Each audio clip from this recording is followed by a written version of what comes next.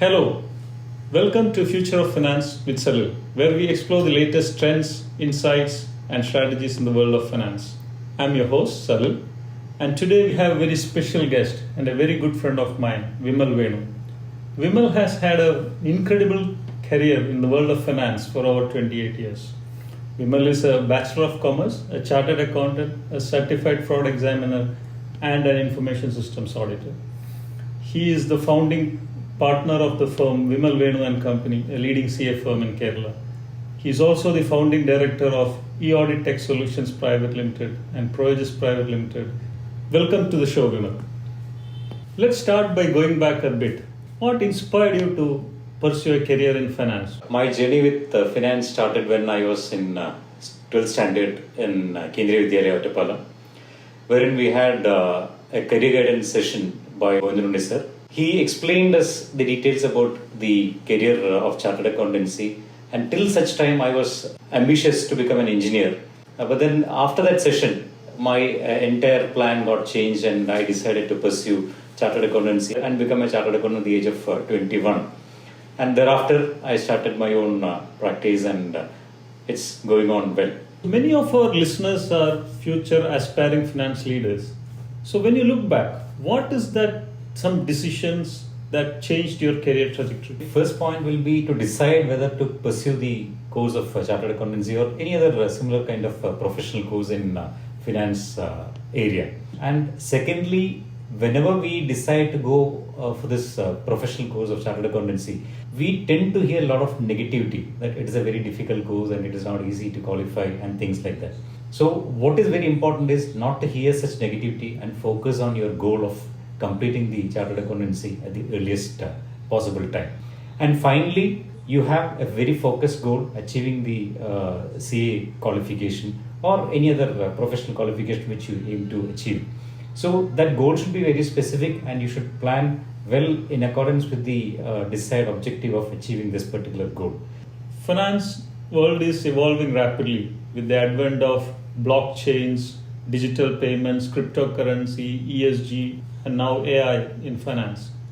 So what do you think are the key trends that is shaping the world of finance in the next 5 to 10 years?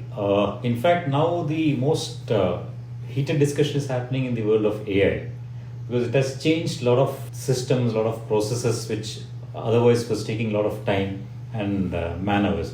But now that has been totally changed and we have a lot of new AI techniques and systems in place which will reduce the workload of any finance professional. Naturally, it also has some threat involved. The main aspect is what has to be relied with AI is something which needs some professional guidance because there are a lot of AI tools available which many of them may not be so useful as it is being pronounced. Secondly, the blockchain technology, again, it's a wonderful technology that is going to change a lot of systems and processes that is going to happen, and it is going to integrate the entire system of business with the government departments. On the other hand, the entrepreneurs will also have to be very careful that they also equip themselves to understand the ingredients of the blockchain aspects and ensure that their systems and processes are proper and there is no inadequacy with regard to the tax compliance part. And as regards the digital currency and online payments and things like that, it has evolved a lot in the last 2-3 years. And now I can say that most of the transactions in the business sector is happening through the digital payment system. So I don't know if that is going to disrupt any further because it has already done a lot of disruption. So what do you think are the biggest risks and opportunities associated with the increasing digital payments that is happening all over the world? Basically, the increase in digital payments per se is very interesting. And it is advantageous if you see the kind of digital tracking that the governments and the various financial institutions can have. It is something which is very good. But then if you see the other aspects of digital payments in terms of cryptocurrency and all, there we have a huge challenge. In fact, we can say that it is a threat because most of these cryptocurrency transactions are happening without any tracking. And it is being used for a lot of payments which may not be good for the country or the economy as well because most of the news that we get are based on the usage of cryptocurrency for terrorism activities, drugs, and similar things. So this, when I say there is a threat involved, naturally there is also an opportunity involved. So the opportunity lies in the cybersecurity area. The professionals who are engaged in cybersecurity, finance professionals who have some expertise in cybersecurity, they have a lot of opportunities in this area, so that the tracking can be done easily, and how the ultimate usage of these cryptocurrencies are being done can be evaluated properly, and misuse can be prevented to a great extent. Speaking of trends, how do you see AI in particular impacting finance and businesses in the coming years? Any activity which is done by a finance professional, there is a potential opportunity that it can be replaced using AI technologies, so that the effort of the finance professional get significantly reduced. Same is the case with corporates as well. The business entities, if you see, they can also use a lot of AI tools which will help them to reduce number of manpower required in a very significant manner. Again, all tools may not be suitable for everyone. So there should be some customization requirement for any AI tools for any business enterprise. So that is something which they have to be very selective, and definitely this will have a huge impact in the profitability of any business. But then do you think that will lead to a bunch of unemployment or loss of work for the workforce? Definitely everyone feels that AI will have some employment loss. I cannot say it will not create any employment loss, but then there are a lot of other employment opportunities created. See, you can create AI tools, that is again an opportunity, and then where to deploy, that is again an opportunity, and how to deploy the AI tools, that is again an opportunity. And if you see, there are a lot of other areas where you can focus, and it will also open up some new areas for professional services. So definitely it is going to be an opportunity. So how do you manage data security and the cyber security challenges in an increasingly digital finance world? One important aspect which everyone has to follow is to use authentic softwares, which has a lot of inbuilt features in terms of cybersecurity. Right. Secondly, wherever possible, you have to have the support of a cybersecurity professional, so that there can be a lot of security aspects created, like firewalls can be implemented in the systems, and a lot of other features wherein the authentication can be controlled, the usage can be controlled in terms of email or mobile OTPs and things like that, or even facial recognition softwares are available. So all these things can definitely help in increasing the cybersecurity aspects. But in any case, the cybersecurity risk cannot be fully avoided. So we have to ensure that our data loss is not there. So adequate backup systems has to be implemented, and wherever possible, usage of cloud facilities with adequate security systems can be used. But do you think this will increase the cost of operations for companies? When you think about the cost of original softwares, original licensed software or firewall or such kind of security aspects, it involves certain cost. But then when you have a risk of cybersecurity threats, naturally what we have to do is to verify or to calculate the risk that we are taking. So if you don't have any problem, even if you have any cybersecurity threats, then you need not go for such costly aspects. But definitely original license and things like that will definitely improve your productivity. So when you compare the cost benefit analysis, naturally what we see is incurring these costs will not have any impact on the business, but definitely it will have some benefit in the long run. What role do you think sustainability and ESG factors play in the financial decision making in future? See, basically these are something which is going to be order of the day, and naturally any new concept which is going to be implemented will have some cost implication.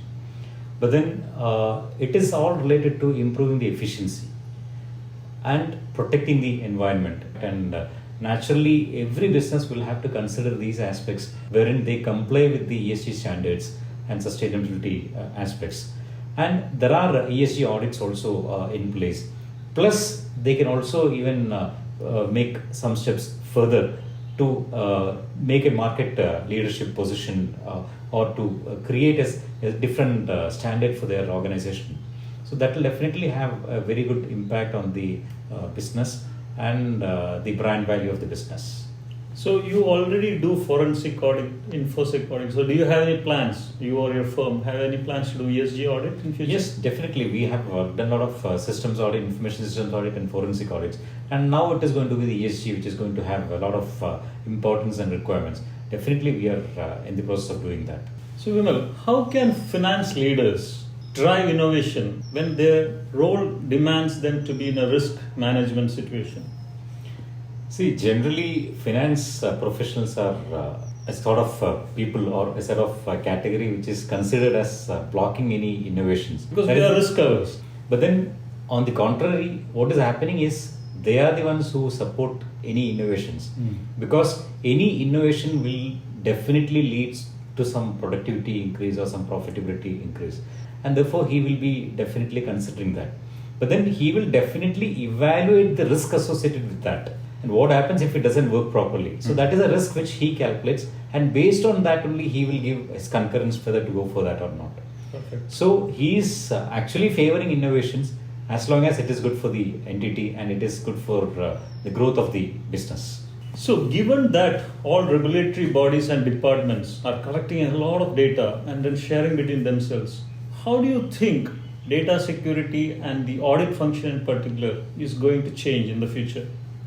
See, the trend is data collection by the government departments, and now the systems which are being implemented by the government departments, they have enough and more data coming from various sources. And these are being used to ensure that the entrepreneur, the business units are complying with the law of the land. In many cases, what happens is these data which are collected by the department will not be matching with the data which is available for the audit. So that is one biggest challenge which an auditor or any finance professional faces. And in many cases, what is happening is there could be some errors also in the data which is collected from various sources by the government agencies. So there is a huge opportunity in this area in terms of data validation. And again, when you say there is an opportunity, there is also a threat, because there is always a possibility that the business entity, they would have forgotten to account certain transactions, or they would have accounted it in a different way. Compliance aspect wise, if you see, this is going to be a very detailed analysis which is done in the back end by the various government agencies like GST or income tax. They do a lot of data validation in the back end. The system itself does a lot of data validation. And only the mismatches or the discrepancies are being verified, and the assessments or the tax demands or things like that is being done based on such discrepancies which is noticed by the officers.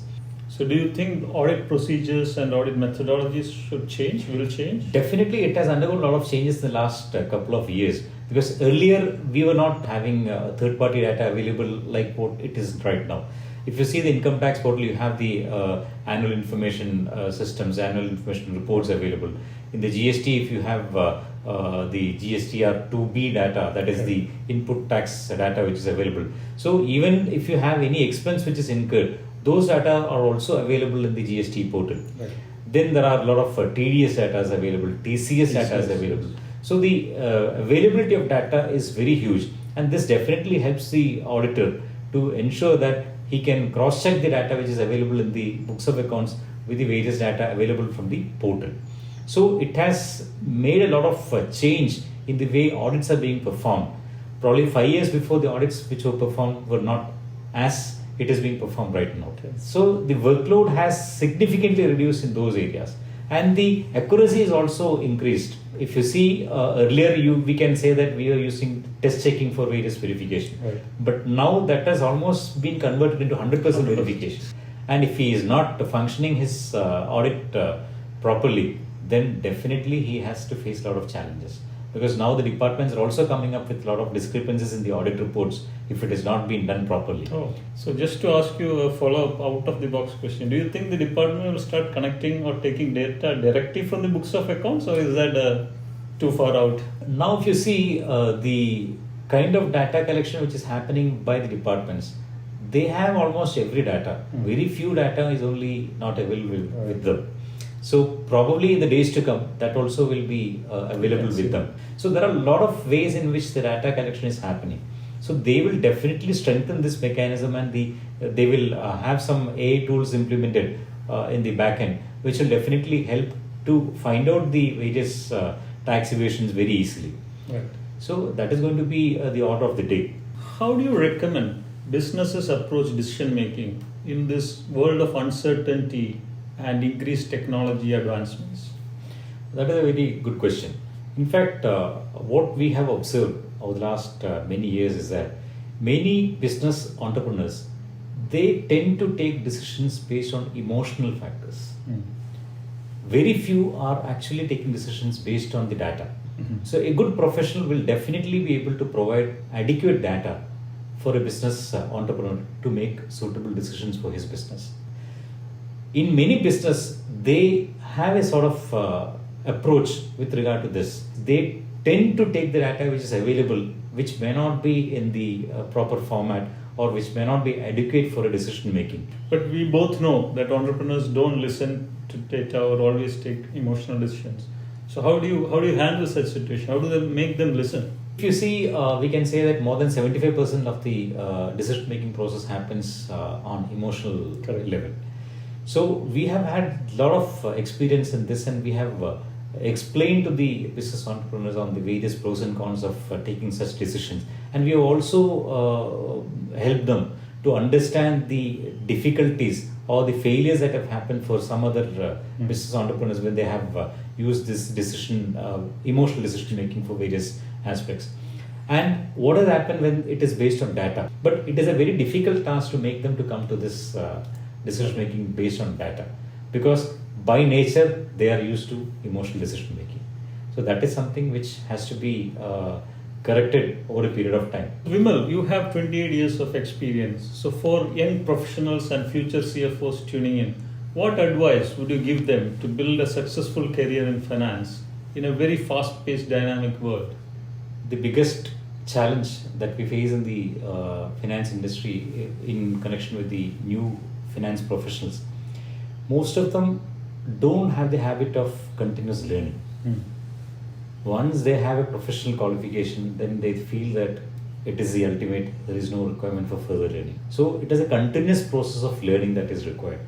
And then there are a lot of things which you can explore, like what we discussed earlier. ESG is something, forensic investigations, forensic audits are another area.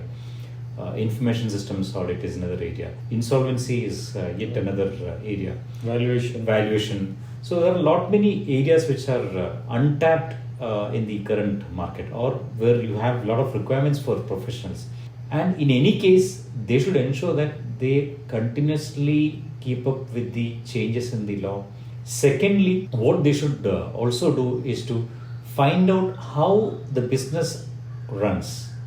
Because whenever we see a new professional coming into any business in terms of non-audit functions, we find that they don't have a lot of knowledge about how a business functions. Probably because they are quite young and they're qualified in a very young age. So you have to understand the basic of how the industry functions, how the competitors are functioning. Correct. And accordingly, you should find out some unique way of handling the position which is given to you. Any area where you are being assigned, you should find out some innovative ways of improving the existing systems. The existing processes may be outdated.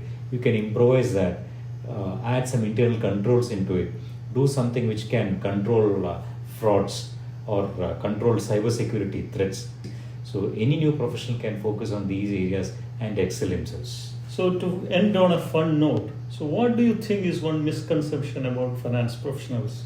A finance professional, if you see, he is considered to be someone who doesn't permit innovations or who blocks the development of the entity in terms of budgets and constraints. It's a misconception which has to be overcome. So any finance professional, he should ensure that he is part of the team and he is part of growth of the business. So whatever he does should be for the growth of the business. So that is something which he can focus and ensure that this misconception is proved wrong by the actions. Thank you, Vimal. It was a pleasure talking to you. I hope our viewers have gained a lot of insights from what you just said. We look forward to having you on our show again. Thank you, Salil, for this wonderful opportunity, and best wishes for this new initiative. Thank you.